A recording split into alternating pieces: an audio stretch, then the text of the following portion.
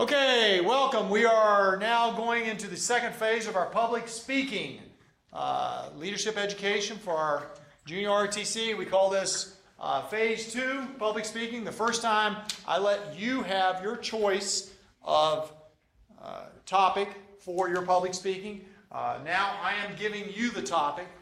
What are you going to do after high school? Not only what you're doing, but why do you want to do it? And how are you preparing yourself now for those careers or those things you want to do after high school? I expect everybody here to have an introduction, 3 main points, and a conclusion, which we came up last time in saying the words "in conclusion." I would like to do this project, or I'd like to have this as my career. 3 to 5 minutes, peer reviewed. We'll have accepting and giving constructive criticism. And then let's also now go over some of the lessons learned from the first public speaking section we had. What were some things that we observed the first time around? Don't just say I'm in like and what'd you say? Or like, okay, good. Not to say I'm in like. What else? Look in the audience, sir. Look in their eyes. If you can look in the eyes of everyone, then that's good. What else? Yes, ma'am. Stay on topic. Stay on topic. Yes, after high school, I want to go work towards starting my business. But you know what? I met this girl named Susie, and I just love her so much, and that's just great. But that doesn't have anything to do with your goals, okay? What else? What else have we learned? Don't look at the floor. You're right. The floor is not your audience, okay? The floor is not your audience. You guys this time did not have a problem with turning around. I've had cadets, turn around and all you see is their bottom. Yes? Actually, believe in what you're saying and don't talk like you're lying. Don't talk like, have enthusiasm and commitment to your topic. That's probably a good point, okay? All right. So we have 3 to 5 minute segments. We're going to record this and we'll have regular what about the constructive criticism portion? How did that go? What did we learn there? Start off with a compliment. Start off with a compliment. You always do that. Yes, you always start off with a compliment for the person, and you call them by name. Yes, sir. don't rebuttal.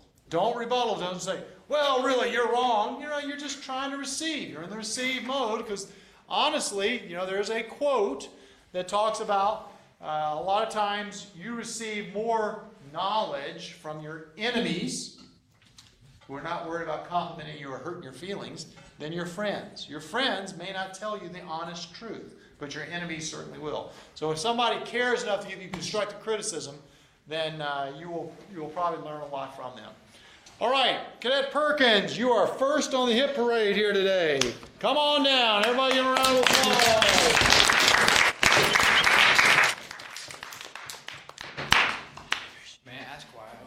May I ask why I was first? Because I looked down and saw your name. Last? Excuse me? Did you see my name last? I looked down here and saw your name. Perkins is how I picked your name. You need to put your topic and your 3 main points, please, on the Board. On the board. Yes, that would be good.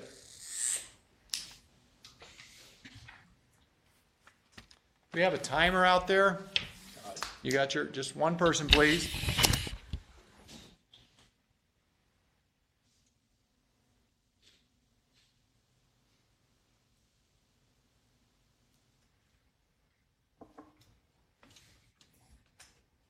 And this class goes to 9:33. Okay, so please give us a 5 prior. Okay.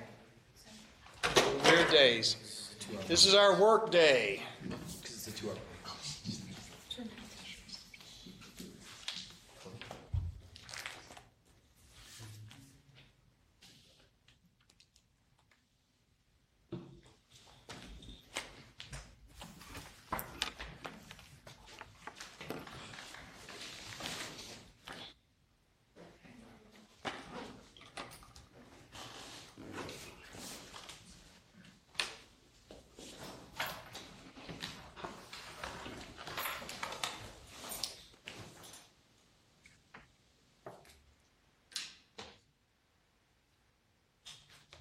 I start?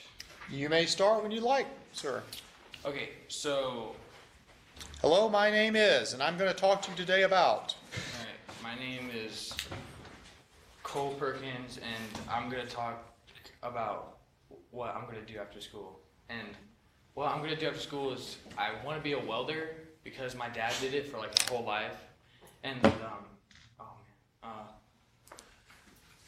like he actually taught me how to do it when I was like 6, and like all I did was like hold it on this like piece of metal, and it it melted through, and it was all red and stuff.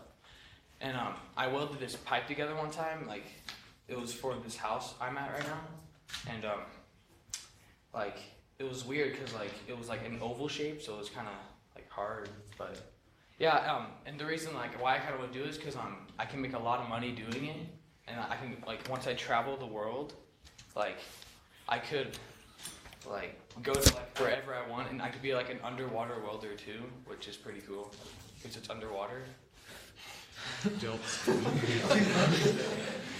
Those are the highest paid welders. That's very important. I'm serious. And I'm gonna start taking classes, like at the school. I don't know if there's any at the school, but like the counselor said like that there's some at the school. I don't know. It's through JTED, right? Yes, sir. Yeah, we teach that right here in the school. It's good. That's great. Yeah, and I took a class last year in Cottonwood for it, and they taught me like how to like cut things open, like metal open and stuff, which like an arc welding and stuff is pretty cool. And my dad's gonna start traveling the world too when like I graduate high school, and like he's gonna go to like Minnesota, and he's gonna actually be an underwater welder too, because his boss said that like if you want to be an underwater welder and make more money, like that's what he told me at least, like he could.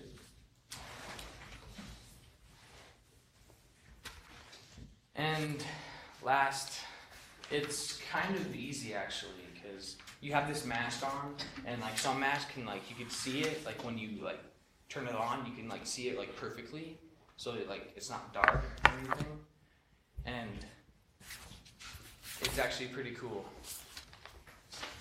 How much longer do I have? Okay. Yeah, and about traveling, like I could like go to countries too. Oh yeah. In conclusion, welding is pretty fun.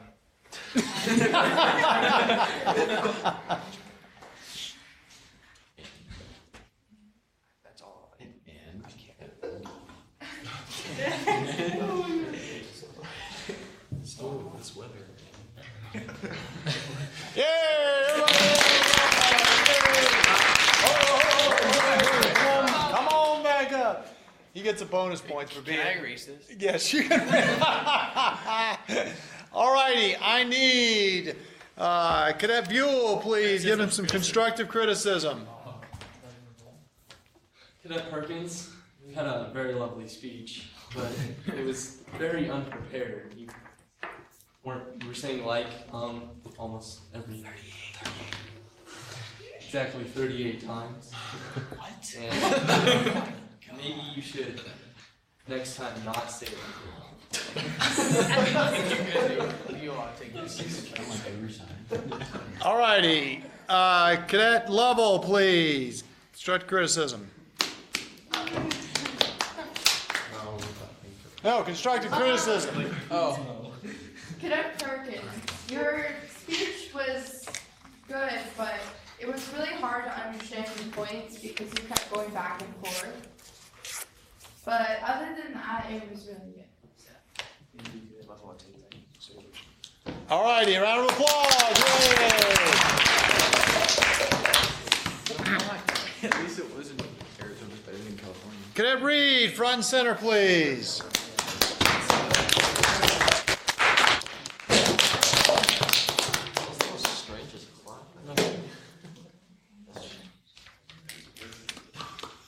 What do I want to do? Marine. Do it, Perry. Do what? There's more to it than just that, though. Right. Talk about school. Maybe we should give him a 30-second prep prior to a 3-minute talk.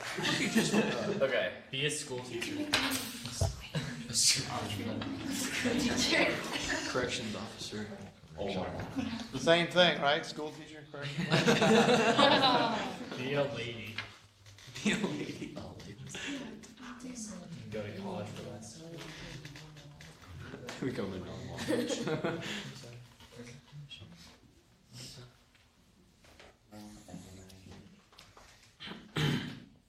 15 seconds. Alright. Whatever. Let's see. Training. 5, 4, 3, 2, 1. I'm ready. Good answer. All righty. Alright. I'm Cadet Reed, and I'm gonna talk to you what I'm gonna do after high school. I would like to attend Embry-Riddle and get a degree in global intelligence and a minor in foreign language, preferably either Arabic or Mandarin Chinese. I would like to attend Embry-Riddle through an ROTC scholarship, which aren't easy to get. That's why I'm trying to do a lot of work on grades and extracurricular activities, so I look like a better candidate. And through the ROTC, I will then go into the Marines and become an intelligence officer. And I think it'd be cool to make a career out of that, because there's a lot of opportunities I could get through that, such as traveling. I don't know if I can travel as much as a welder, but I might be able to do a little bit. I could go to some pretty cool places, and I think it'd be cool to help out the country with serving and being a Marine. And that's pretty good. Also with this, I'm gonna get some military training, so I'll get to do the officers training school, which is, I think would be pretty cool. I mean, it's not basic, but it's hard, and I like challenges, so I think that'd be pretty cool. And why I'm interested in intelligence is because I like the idea of learning a foreign language, and it's really involved with that. And then in the future, it's really going to be like electronic intelligence, and if I can get a head start on that, I can make a pretty strong career out of it.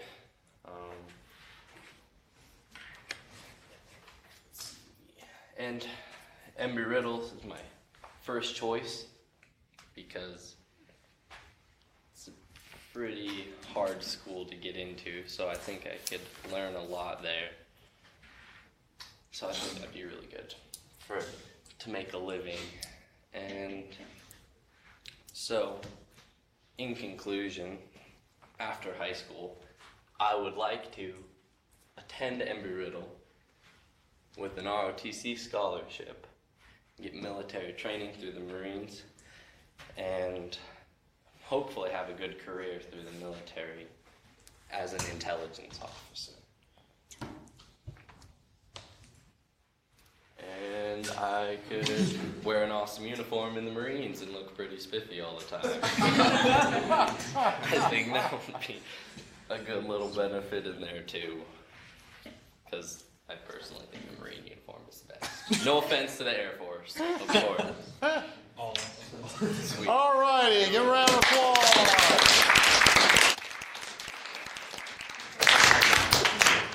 Okay, Cadet Raines, please give constructive criticism. Cadet Reed, your speech was very well put together, but I noticed you looked at the floor a lot. But it was pretty good. Thank you, Cadet Raines. I'll take that into consideration. Cadet Van Boeven.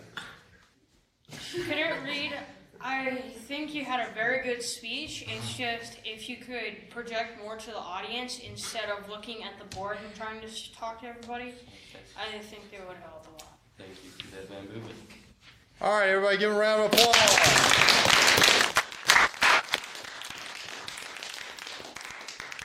Cadet Smith, front and center.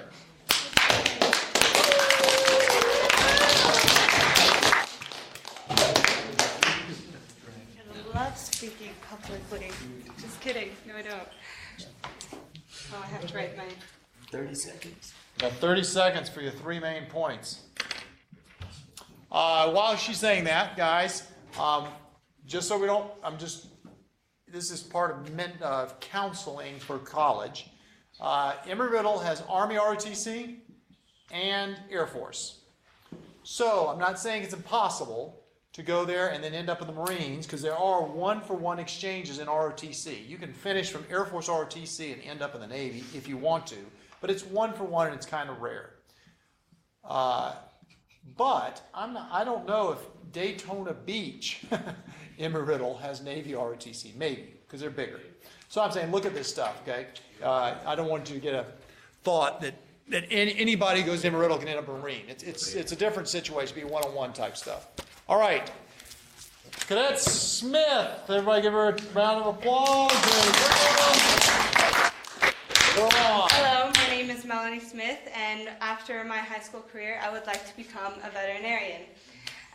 The reason I would want to become a veterinarian is because since I was a little kid, I grew up riding horses, and like even if there was like a thorn in a dog's paw, I would like try everything I can to like make sure it feels better. And like I've always tried saving animals' lives. Even if I couldn't, I'd take it to a veterinarian to get it properly disposed of instead of just throwing it in the trash like most people would do. I want to join the Army because I think it would be beneficial for me to not only become a veterinarian, but also to serve my country, because most of my family has been in the military and mainly the Army. And the person I really looked up to who inspired me to join the Army was my uncle, who was a World War II vet and served in Italy in the Army. And I think that becoming a veterinarian would help me with a good education. Plus, I could be bilingual, which is what I talked about in my last talk. But so that I could communicate better for my job. Say if a Spanish-speaking person came in to help have me treat their animal, I would know what's wrong. The reason, or how I'm preparing myself, is I have already talked with an Army recruiter. I have taken the ASVAB test, and I plan to, and basically all I need to do is just get older so that I can further pursue that line. And during my science and my math, I'm taking accelerated programs as well as taking more biology instead of physics and everything. So in conclusion, what I want to do after my high school career is to become a veterinarian and serve in the Army. How much time? I have to keep going. I don't know.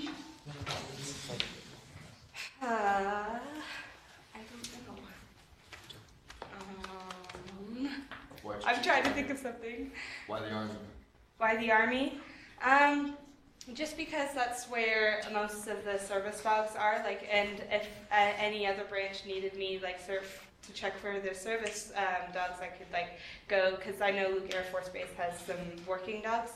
But mainly it comes from the Army. They also have a cavalry unit, and so they have some horses in use. And so I figured that was the better way to go. And? I don't know. Any other questions? All right, everybody's over. Grab a round of applause. Okay, Cadet McKinney, constructive criticism, please. Cadet Smith, I thought your speech was really good. You had a lot of good points. It just was a little short. Thank you. I'll take that into consideration and work on it for my next speech. Cadet Barrios. Good morning. I think your speech was actually really good. And I didn't really see anything wrong. But it was really good. Not a good answer. Got to have something. You got to say something. Didn't see anything wrong. Okay, sit down. I'll call you on it again. Cadet Spangler. Cadet Smith, I thought your speech was good, but if you could move around more and not be so solid. Thank you. I'll take it into consideration for my next speech. All right, give a round of applause. Cadet Lovell, front and center, please.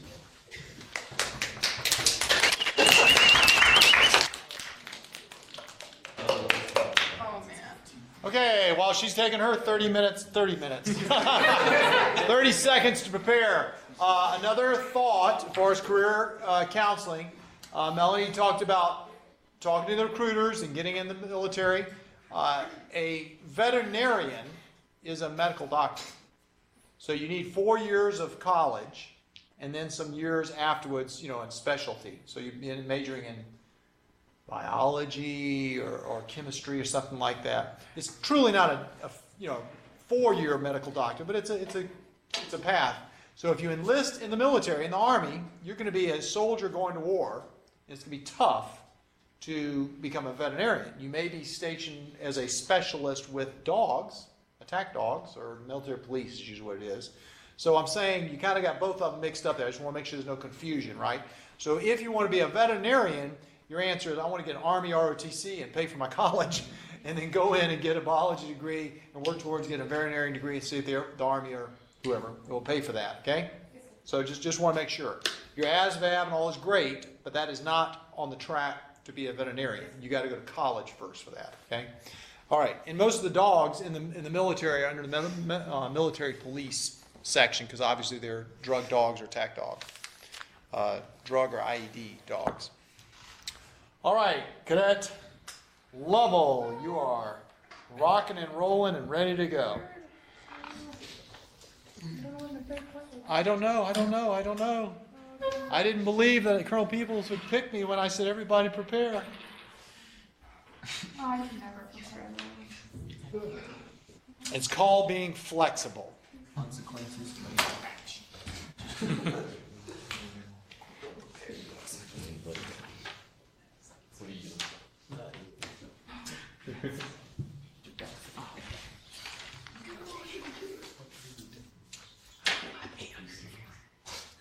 Okay. Alrighty, ready to go?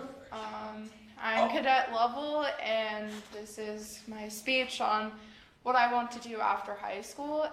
And what I want to do after high school is I want to be either a horse trainer or I want to work towards being a veterinarian of some sort. I've always loved horses since I was little. I started riding horses when I was 4. Recently over the summer, I volunteered at a camp and worked there pretty much all my summer, working with kids and working with many horses. There was at least over 65 horses. So doing that, I feel would be like, it's just a lot of fun. It's a really rewarding job. Also with training horses, a lot of them are used in movies, like Snow White and the Huntsman, that used a lot of horses. Lord of the Rings, that had horses in it too. And not only would I want to train them, but like they have to have people who are able and capable of taking care of horses for the movies. And those horses have to be treated really well because, I mean, they're in pretty much a lot of the scenes of the movie. Horse training isn't really that hard to do. It's actually quite easy. You just need to know like what to do. A lot of people don't really know, and I mean, yeah, you can get hurt because, yeah, horses are kind of big, but if you know what to do, then you won't really get hurt.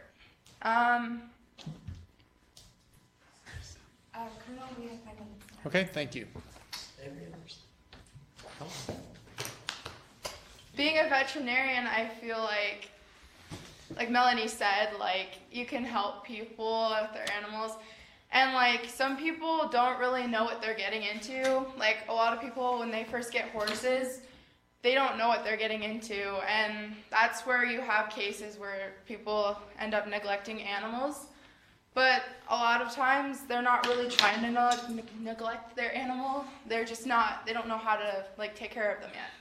So I would want to like teach people how to like take care of their horses and like not have to get rid of them, because animals are awesome, and if they have a home, you want them to keep that home. So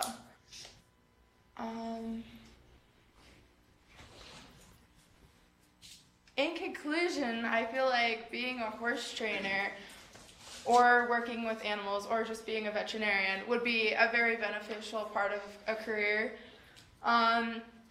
You get the aspect of working with people, and you also get to work with animals, and I think that's really cool. Sir, can I be done now?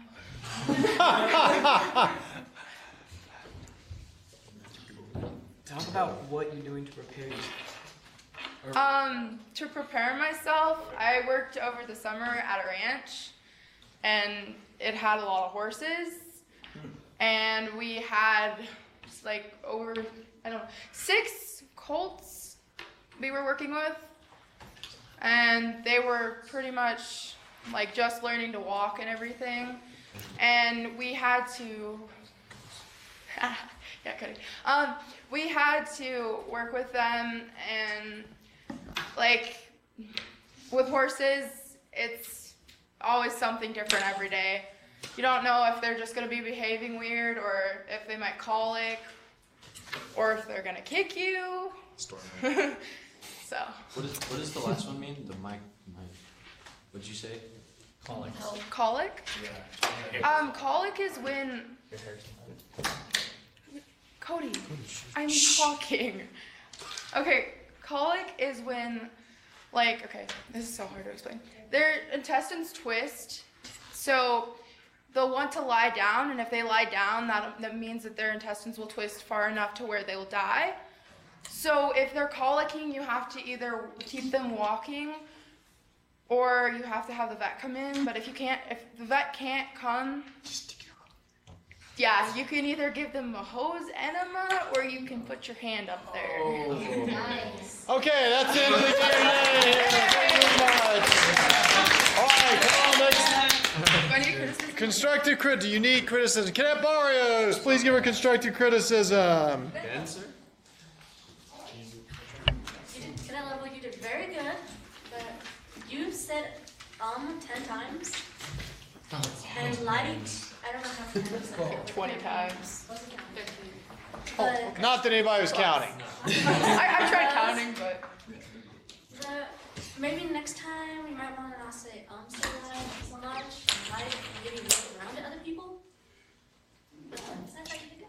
All right. Thank you, Cadet Barrios. I will take that into consideration, and next time I will try to do better. Cadet Fine, constructive criticism.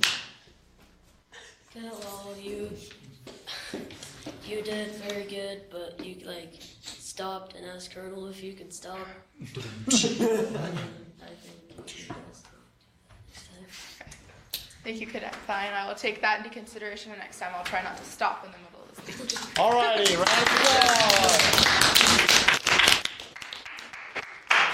All right, great job, guys. I know everybody's so excited that we got through, 4 or 5 today, and everybody else will be doing this tomorrow. I bet you'll prepare a little bit. That'll be great. Room 10 Hut. Dismiss.